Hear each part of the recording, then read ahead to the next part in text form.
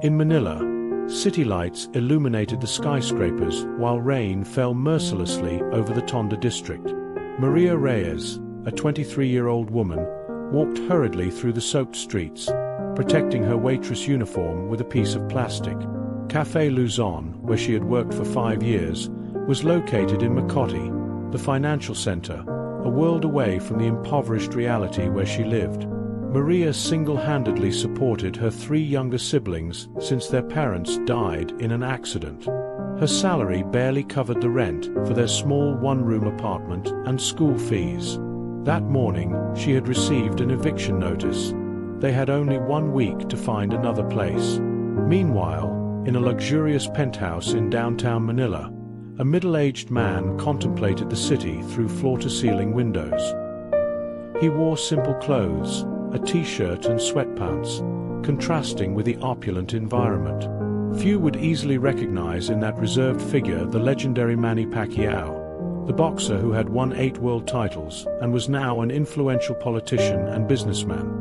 Pacquiao watched the rain, feeling an emptiness that neither his fortune nor his fame could fill. Despite his extraordinary journey from extreme poverty to worldwide stardom, something deeply troubled him. With each passing day spent in political meetings and business commitments, he felt more distant from the boy who once sold cigarettes on the streets of General Santos City to survive. Café Luzon was an elegant establishment frequented by Manila's elite.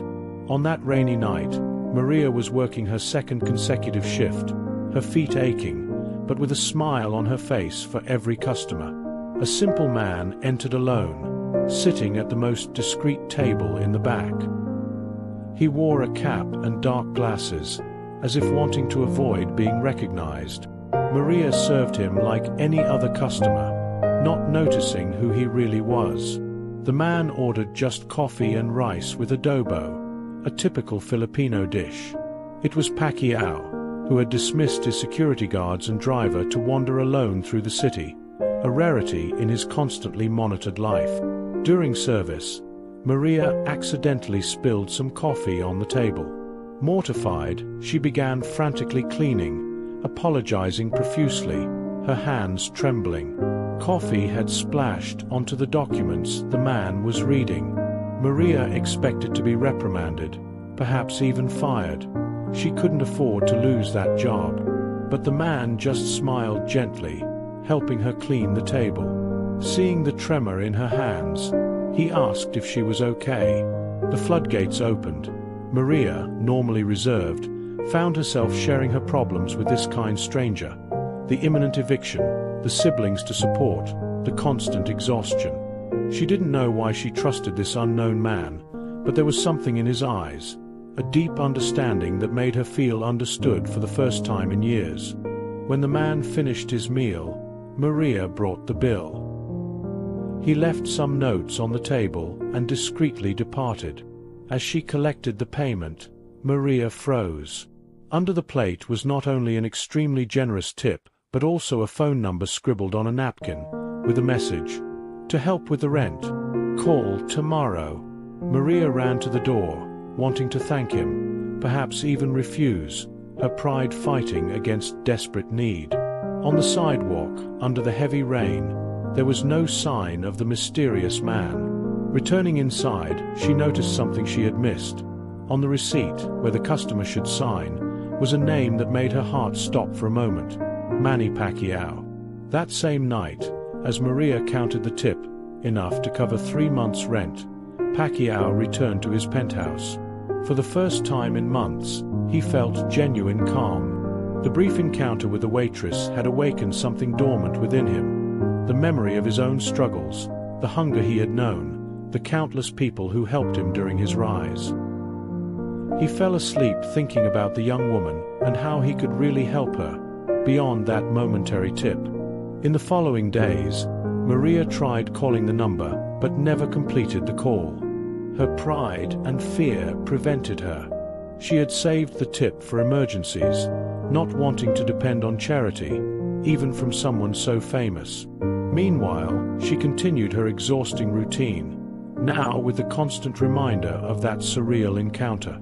Pacquiao, in turn, waited for a call that never came. Immersed in parliamentary meetings and business decisions, he found himself distracted, his thoughts frequently returning to the young waitress whose eyes reflected the same determination that had once driven him. He could easily find out more about her through his assistants, but something stopped him.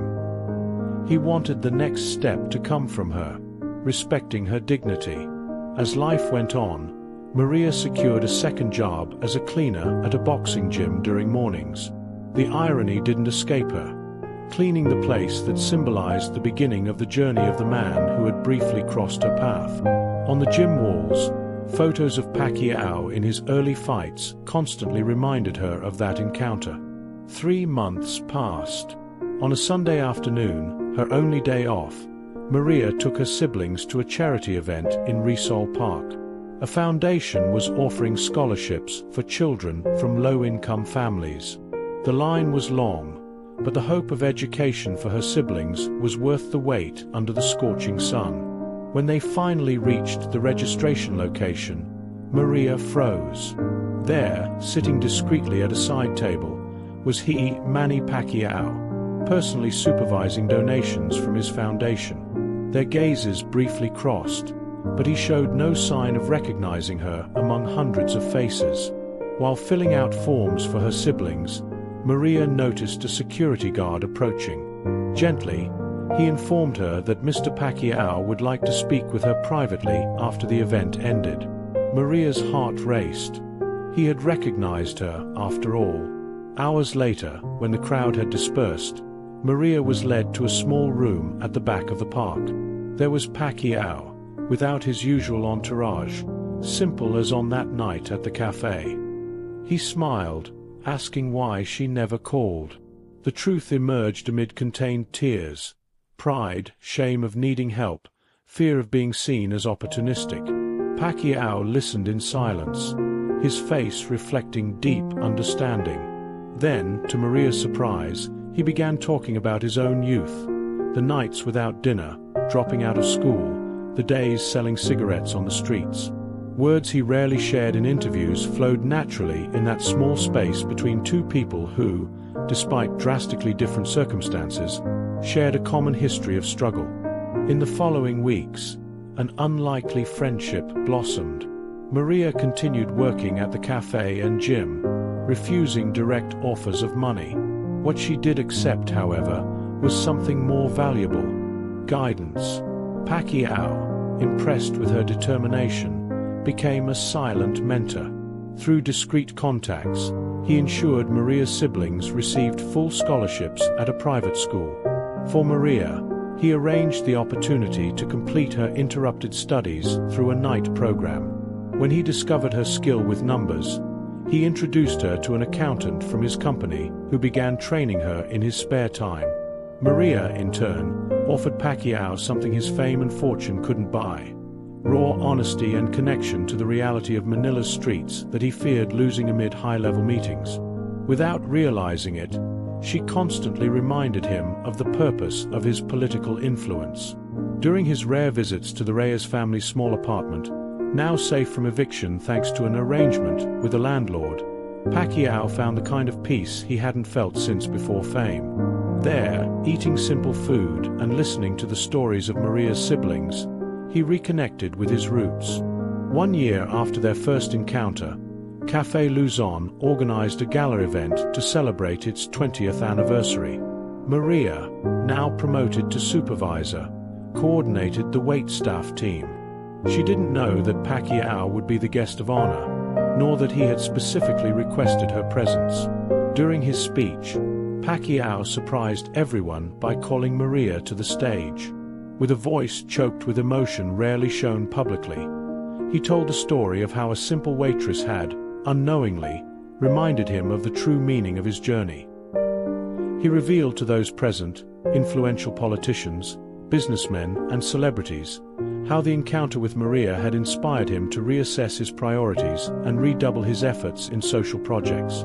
Then, to Maria's shock, Pacquiao announced the creation of a new educational program for young workers, named after Maria's deceased parents. The program would offer not only formal education, but also professional training and mentorships. And Maria, he added, would be the program's director once she completed her degree, now in progress. When Maria finally spoke, her trembling voice echoed through the silent hall. She thanked him not just for the opportunity, but for something deeper, for being seen, truly seen, as a person, not just an anonymous waitress, by a man who could easily have gone his way, but chose to stop and really see her. 2 years later, the Reyes Educational Center inaugurated its main campus in Tonda, the same neighborhood where Maria grew up. The center would quickly become a model of social transformation, combining education, food, medical assistance, and work opportunities for vulnerable youth. Maria, now graduated in business administration and pursuing a postgraduate degree, led a dedicated team with the same energy and determination that had once impressed Pacquiao. Her siblings, all university students, volunteered on weekends. Pacquiao, less present in the media and more focused on social impact projects, visited the center regularly without prior announcement. During one such visit, he found Maria in her simple office, surrounded by spreadsheets and projects. On her desk, framed, was the receipt from that night at Café Luzon, a constant reminder of how small moments can trigger profound transformations. That late afternoon, sitting in the center's small canteen, sharing a simple rice with adobo, the same dish from that first meeting, Pacquiao and Maria represented the culmination of an unlikely journey. He, rediscovered in his mission to give back what life had given him. She, flourishing in a potential that had always existed, just waiting for the right opportunity. And as they watched children playing in the newly built courtyard, both silently acknowledged the deeper truth that their unexpected friendship had revealed. That in the end, regardless of fame or fortune, we are all defined by the moments we choose to see each other as we truly are, with compassion, respect, and the willingness to extend a hand when we need it most. If you like this kind of story, leave your like and subscribe to the channel so you don't miss out on the next videos.